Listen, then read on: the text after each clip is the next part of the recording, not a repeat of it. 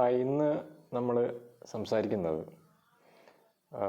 പായലുകളുടെ ഉപയോഗങ്ങളെക്കുറിച്ചാണ്. അതായത് ഈ പായലുകൾ കൊണ്ട് എന്താണ് ഉപയോഗം, ആൽഗെ അഥവാ പായലുകളെക്കുറിച്ചാണ് നമ്മളിന്ന് സംസാരിക്കാൻ പോകുന്നത്.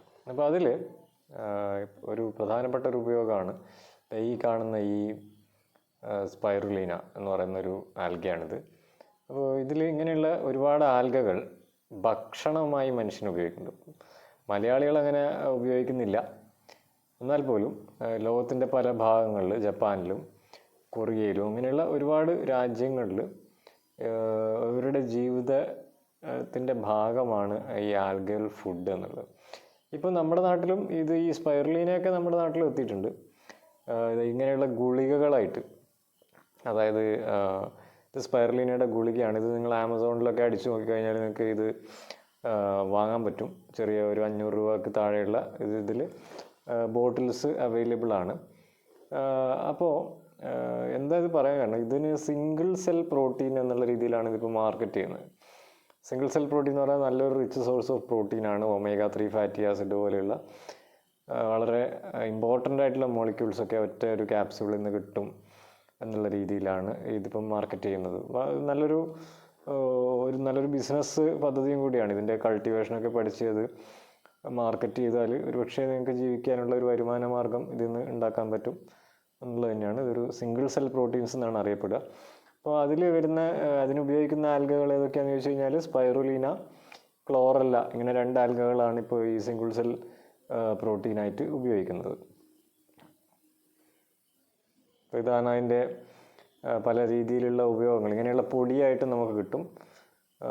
ഇത് അതിൻ്റെ പല രീതിയിലുള്ള ഇങ്ങനത്തെ മാർക്കറ്റിംഗ് ഒരു പോസ്റ്ററാണിത്. omega-3 ഫാറ്റി ആസിഡും ഇങ്ങനെ പല രീതിയിലുള്ള ഇതിൽ വൈറ്റമിൻ B12 ഇങ്ങനെ പല സംഭവങ്ങളും ഇതിൽ അടങ്ങിയിട്ടുണ്ട് എന്നുള്ള രീതിയിലും ഇതിൻ്റെ പൊടി നമുക്കിതുപോലെ ചായ പോലെയുള്ള ഒരു രൂപത്തിൽ ലിക്വിഡായിട്ടൊക്കെ കുടിക്കുന്ന രീതിയിലൊക്കെ ആളുകൾ ചെയ്യുന്നുണ്ട്. അപ്പോൾ ഇതാരാണെന്ന് നിങ്ങൾക്ക് മനസ്സിലായോ എന്നറിയില്ല. ഇതാണ് സുനീത വില്യംസ് എന്ന് പറയുന്ന ആസ്ട്രോനോട്ടാണ്, ബഹിരാകാശ സഞ്ചാരിയാണ്.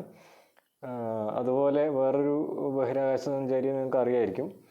ഇതാണ് കൽപ്പന ചൗള, ഇന്ത്യൻ ബഹിരാകാശ സഞ്ചാരിയായിരുന്നു, ഇന്ത്യക്കാരിയായിരുന്നു. അവരിപ്പോൾ ഇല്ല.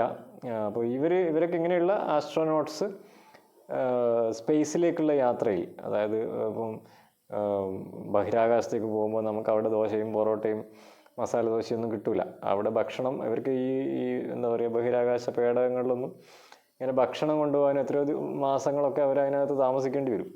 അപ്പോൾ ആ സമയത്ത് അവർ ഏറ്റവും കംഫർട്ടബിളായിട്ട് കഴിക്കുന്നത് ഇതുപോലെയുള്ള ക്യാപ്സ്യൂളുകളാണ് അവരുടെ ജീവിതം സത്യത്തിൽ നിലനിർത്തുന്നത്. അതും വളരെ ഇമ്പോർട്ടൻ്റ് ആയൊരു ഒരു ഫുഡാണ് ഈ പായലുകൾ എന്നുള്ളത് നമ്മൾ മനസ്സിലാക്കേണ്ടതുണ്ട്.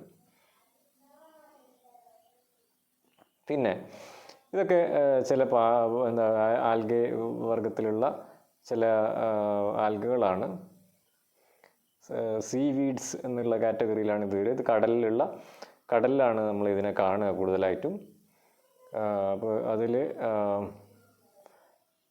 പലതരത്തിലുള്ള carrageen moss, Irish moss, gutweed, sea lettuce, sea grape, ഇങ്ങനെ പല രീതിയിലുള്ള, ഞാൻ കഴിഞ്ഞ ക്ലാസ്സിൽ പറഞ്ഞിരുന്നല്ലോ, റെഡ് ആൽഗയുണ്ട്, ഗ്രീൻ ആൽഗയുണ്ട്, ബ്രൗൺ ആൽഗയുണ്ട് പ്രധാനമായിട്ടും. അപ്പോൾ അതെല്ലാം ഇതിൽ നിങ്ങൾക്ക് ഈ ചിത്രത്തിൽ കാണാൻ പറ്റും. പലതരത്തിലുള്ള ആൽഗകളെ നിങ്ങൾക്ക് ഈ ചിത്രത്തിൽ കാണാൻ പറ്റും. ഇതെല്ലാം തന്നെ നമ്മൾ ഭക്ഷണമായിട്ട് ഉപയോഗിക്കുന്ന, ലോകത്തിൻ്റെ പല ഭാഗങ്ങളിൽ ഭക്ഷണമായിട്ട് ഉപയോഗിക്കുന്നതാണ്. 1-2 എക്സാമ്പിൾസ് വേണമെങ്കിൽ ഓർത്തിരിക്കാം. സീ ഗ്രേപ്പൊക്കെ ഓർത്തിരിക്കാം. അങ്ങനെയുള്ള കുറച്ച് 1-2 എണ്ണമൊക്കെ ഒന്ന് നോട്ട് ചെയ്ത് വെച്ചേക്കാം.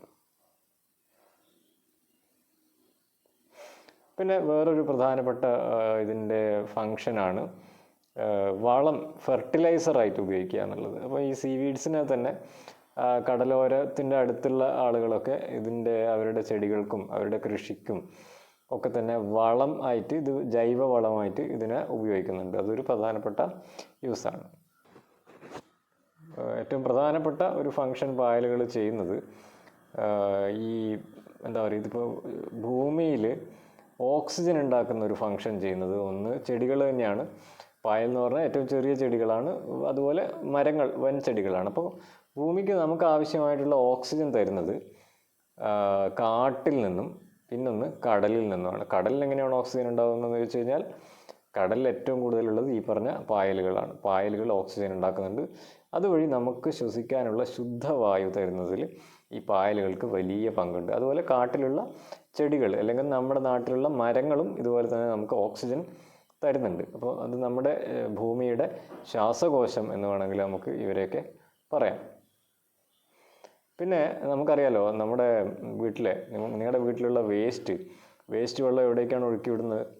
അതൊക്കെ ഒരുപക്ഷെ ചിലപ്പോൾ നമ്മൾ അറിയുന്നുണ്ടാവില്ല, നമ്മുടെ കിണറിൻ്റെ തൊട്ടടുത്ത് തന്നെയായിരിക്കും. ഈ കിണറിലുള്ള വെള്ളം നമ്മുടെ വേസ്റ്റും എല്ലാം കൂടെ മഴക്കാലത്തൊക്കെ മിക്സായിട്ട് ഈ നമ്മുടെ കുടിക്കുന്ന വെള്ളം തന്നെ വളരെ മോശമാകാനുള്ള എല്ലാ സാധ്യതയുണ്ട്. ചിലപ്പോൾ ഈക്കോളെ പോലെയുള്ള ബാക്ടീരിയ നമ്മുടെ കുടിവെള്ളത്തിലും അതുവഴി നമ്മുടെ വയറ്റിലും എത്താനുള്ള സാധ്യത നമ്മുടെ ഈ വൃത്തികെട്ട വെള്ളവും തമ്മിൽ കൂടിച്ചേരുമ്പോഴാണ്. അപ്പോൾ അങ്ങനെയുള്ള വൃത്തികെട്ട വെള്ളം അല്ലെങ്കിൽ സീവേജ് വാട്ടർ അതിനെ ട്രീറ്റ് ചെയ്യാൻ വേണ്ടിയിട്ട് ഇങ്ങനെയുള്ള ആൽഗകളെ, യൂണിസെല്ലുലാർ ആയിട്ടുള്ള ഒരുപാട് ആൽഗകളെയൊക്കെ ഉപയോഗിക്കുന്നുണ്ട്. അപ്പോൾ സീവേജ് ട്രീറ്റ്മെൻറ്റ് സിസ്റ്റംസിലൊക്കെ ഈ ആൽഗകൾ ഉപയോഗിക്കുന്നുണ്ട് എന്ന് മനസ്സിലാക്കുക. പിന്നെ ഇവർ ആൽഗ എന്ന് പറഞ്ഞാൽ നമുക്ക് ഉപകാരം മാത്രമല്ല, ചിലപ്പോൾ ഉപദ്രവവും തരും. മഴക്കാലത്തൊക്കെ നിങ്ങളുടെ ചുമരുകളിലൊക്കെ നോക്കിക്കഴിഞ്ഞാൽ ഇതുപോലെ പായൽ പിടിച്ചിരിക്കുന്നത് കാണാം. ആ പായൽ പിടിച്ച് കഴിഞ്ഞാൽ നമ്മുടെ ചുമര് പറഞ്ഞ പോലെ മോശമായി പോവുകയാണ് ചെയ്യുക. അത് കല്ലൊക്കെ പൊടിഞ്ഞു പോകാനുള്ള എല്ലാ സാധ്യതയൊക്കെ ഉണ്ട്. പിന്നെ അതുപോലെ നമ്മൾ വഴുക്കലിച്ച് വീഴുന്നത്, മഴക്കാലത്ത് ഒരു പക്ഷേ നിങ്ങൾ വഴുതി വീണിട്ടുണ്ടായിരിക്കും. അപ്പോൾ നോക്കിയാൽ മതി, അതിൻ്റെ അടിയിൽ ആ വഴുക്കയുള്ള സ്ഥലത്ത് പായൽ ഉണ്ടാവാനുള്ള എല്ലാ സാധ്യതയുണ്ട്. ഈ മ്യൂസിലേജൊക്കെ പായലിൻ്റെ ഒരു ക്യാരക്ടറായിട്ട് വരും. പിന്നെ ഇതിൻ്റെ വേറൊരു പ്രോബ്ലമാണ്, ഇത് ഗുണങ്ങൾ മാത്രമല്ല ദോഷമുണ്ടെന്ന് പറഞ്ഞല്ലോ. അപ്പോൾ പായലിൻ്റെ ഗ്രോത്ത് വല്ലാതെ കൂടുന്നതിനെയാണ് നമ്മൾ ആൽഗൽ ബ്ലൂം എന്നാണ് വിളിക്കുക. ആൽഗൽ ബ്ലൂം എന്ന് പറഞ്ഞു കഴിഞ്ഞാൽ ഒരുപാട് പായൽ, ഇപ്പം ഈ ചിത്രത്തിൽ കാണുന്ന പോലെ പായൽ ഒരുപാട് അടിഞ്ഞു കൂടിയിരിക്കുകയാണ്. അന്നേരം നമ്മുടെ വെള്ളമൊക്കെ ഒരു ബാഡ് സ്മെല്ലൊക്കെ വരും, ഫൗൾ സ്മെല്ല് വരും. അപ്പോൾ അങ്ങനെ ആവുന്നതും നല്ലതല്ല, അതും നമ്മൾ അറിഞ്ഞിരിക്കേണ്ട കാര്യമാണ്. അപ്പോൾ ആൽഗയ്ക്ക് പോസിറ്റീവായ ഗുണങ്ങളും നെഗറ്റീവായ ഗുണങ്ങളും ഒക്കെ ഉണ്ടെന്ന് മനസ്സിലാക്കാം.